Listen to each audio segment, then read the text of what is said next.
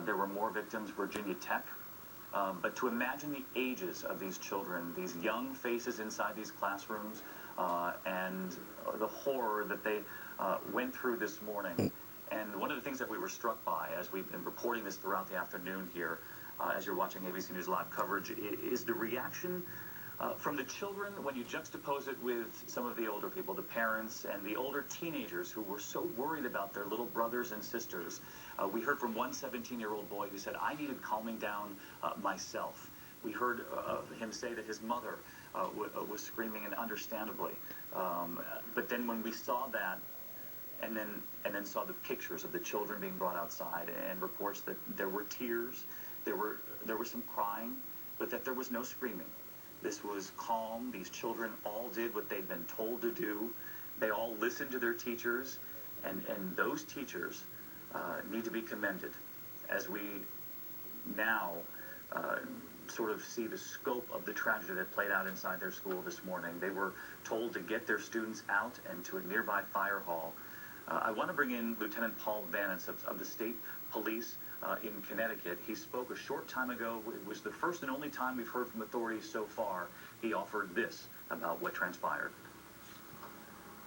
Just after 9:30 this morning, Newtown Police received a 911 call for an emergency at the elementary school.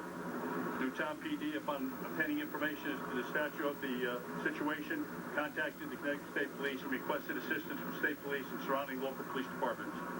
On and off duty troopers responded to the school, and with Newtown Police, immediately upon arrival, entered the school and began a complete active shooter search of the building. That included checking every door, every crack, every crevice, every portion of that school. Our main objective was to evacuate as quickly and efficiently as possible any and all students and faculty in the school.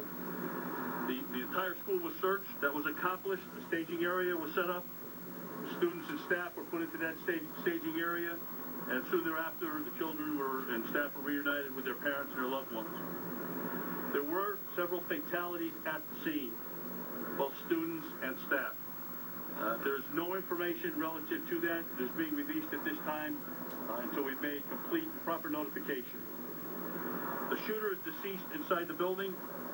There's a great deal of work that is undertaken immediately upon locating the shooter, and that is there's a great deal of search warrant activity, there's a great deal of law enforcement activity both in and out of state to ensure that we cover all the bases relative to that specific individual. Suffice it to say, the scene is secure. State Police Major Crime Squad, Newtown Police Department, Danbury State's Attorney, and many agencies are working together to answer all the questions surrounding exactly what happened. That was the lieutenant with the Connecticut Police Department, Lieutenant Paul Vance, describing the scene there in extraordinary effort on the part of the teachers there, the administrators, and of course the authorities. When they arrived, they went through room by room inside that school, and they secured that scene as rapidly as anyone could have, called in and not knowing what they would come upon. They are now, of course, dealing with a tragedy of historic nature. The numbers are, look at this scene that you're looking at right now. These are some of the pictures coming in from our ABC stations in the region, and this is what children left that school and saw. These officers, and as you can see, FBI, state police there, guns drawn, going car to car throughout the neighborhood. You can only imagine, not only do parents have to describe why children left that school, but what it was they were seeing with so many people armed and ready to deal with the situation. We heard from Dan Harris a short time ago, who described the parents who came to the school and in many cases taking off their coats, wrapping their children in their coats, because the children were simply told to get out, to grab a friend, to walk toward the exit. And we did hear from parents earlier, and for those of you who joined us just recently, we should tell you that my colleague Diane Sawyer is on the scene. She'll be broadcasting from there for World News. But in the meantime, here are some of the parents and what they told Diane a little earlier here.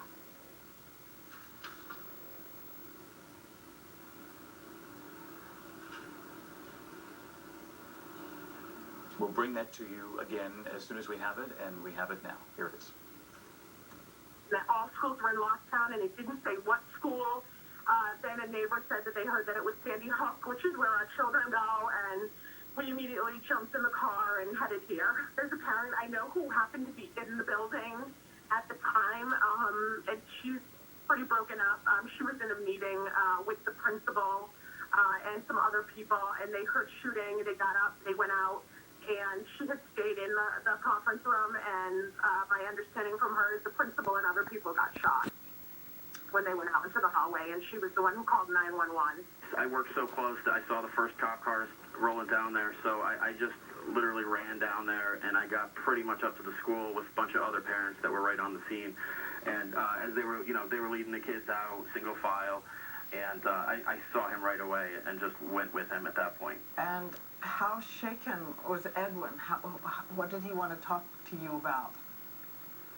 He does not really want to talk about it. He's just scared and shaken. He told us that he didn't see, he heard, and that everyone and teacher are all okay. And so right now we're just focused on comforting him. I heard that children were taken out bloody.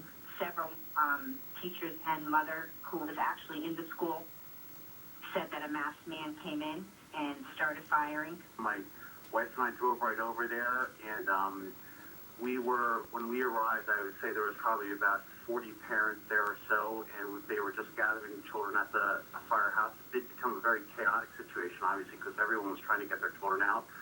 But like I said, between the police and the fire department personnel that were there, and especially the school teachers, I am just so proud of the way that our town has responded to this. That sums it up for the people and the parents who were able to be reunited with their children today. That father said it perfectly. He said, "I am just so proud of the way this town has handled this. We wouldn't wish this on any town in America."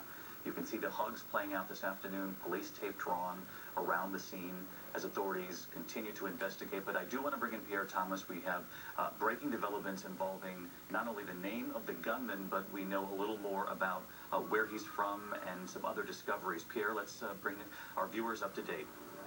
David, we're being told by multiple sources that the shooter has been identified as a man by the name of Ryan Lanza, 24 years old, and we're told that his mother, who was a teacher at the school, is among those deceased. Again, Ryan Lanza, 24 years old, identified as the shooter, and again, the relationship at the school was apparently his mother, and she was among those killed. That was the suspicion since first thing this morning, Pierre. As you know, the two of us have covered so many of these, and you just hate to have to confirm it, but so often this is the case, that the gunman or the suspect in these cases has some sort of personal connection, some sort of relationship with someone inside the school. And there you heard Pierre Thomas, our senior justice correspondent, reporting that it's Ryan Lanza is the name. He's from New Jersey, and he's 24 years old. It's believed his mother was a teacher in the school. Pierre reporting there a moment ago, it's believed she did not survive, along with at least 26 others. The total is at least 27 dead and counting, many of them children. And as we, in the coming hours, learn about the families who will have just the horrific journey ahead after learning that perhaps their child did not survive. We know that the governor is on the scene. He's been meeting with parents. And we know that there was a significant number of children and staff members who did not make it out of that school. Brad Garrett has been with us all morning long. He is a former FBI profiler. And forgive me, Brad, but we always hate it when we have to come to you, because it means typically that we're trying to get into the mind of someone who would be capable of something like this. But this is the kind of piecing together that profilers like you do in a case like this. 24 years old, and his mother was a teacher there. It's what we believe at this hour. And so what you take away from that is that there is something going on, and probably long-term, between the two of them. And he wanted to, beyond killing her, because obviously someone that would commit this type of act could have killed his mother at any point. He wanted to inflict injury on others beyond his mother, and perhaps what she stood for in reference to the school. David, keep in mind, people who do these things, a lot of it is driven by delusions. That doesn't make them legally crazy, but the delusion is, this has harmed me, this woman has harmed me, she teaches these children, and so I'm going to get rid of her and the world around her. It could be that, it could even tie into possibly something in his own childhood and a relationship with her. But it's my belief, without knowing anything else, this goes beyond just her. It goes on maybe perhaps what she represents, in addition to obviously killing her. Brad, stick with us here. I want to go back to Pierre. And Pierre, what do we know about this 24-year-old and his home? Perhaps some of the other areas where he might have inflicted pain today other than this school? Well, again, this is a very fluid situation. We know there's a search ongoing at a residence in New Jersey, thought to be the residence of his parents. Again, we're trying to get some additional reporting about what is happening at the home. We're not quite ready to release that information just yet until we're 100% sure that we know it's accurate. But again, what my sources are telling me is that this 24-year-old Ryan Lanza appears to have gone on a shooting spree at multiple locations, and that we may find additional dead bodies. Chilling to hear that development. Now, 2:40 in the afternoon, we've been following this since shortly after 9:30 this morning when we got those initial calls. And as you heard Pierre Thomas, our justice correspondent, report there moments ago, and authorities are now investigating a 24-year-old whose name is Ryan Lanza. It's believed he's from New Jersey. And as Pierre said, investigators are now at the home investigating whether or not he might have inflicted pain on other people. Pierre reporting that it is possible that the school was not his only target, and we'll check back in with him as soon as we hear about any possible victims, perhaps inside the home. As soon as we get the information, we will turn back to Pierre. But in the meantime, what we do know this afternoon is that this was a 24-year-old. His name on the screen there, Ryan Lanza of New Jersey. His mother was a teacher at the school, and at this point it is believed she did not get out. She was one of the at least 27 people who were killed inside that school. I don't know what she taught at the school, but I'm guessing we'll learn that quite shortly, since we often are able to get school lists. They're parts of these communities. The teachers who proudly teach whatever their subject is, whatever the grade level it is that they've been assigned to for the year. And as you look at the calendar, we're halfway through December, and this typically is a joyous time inside schools across this country.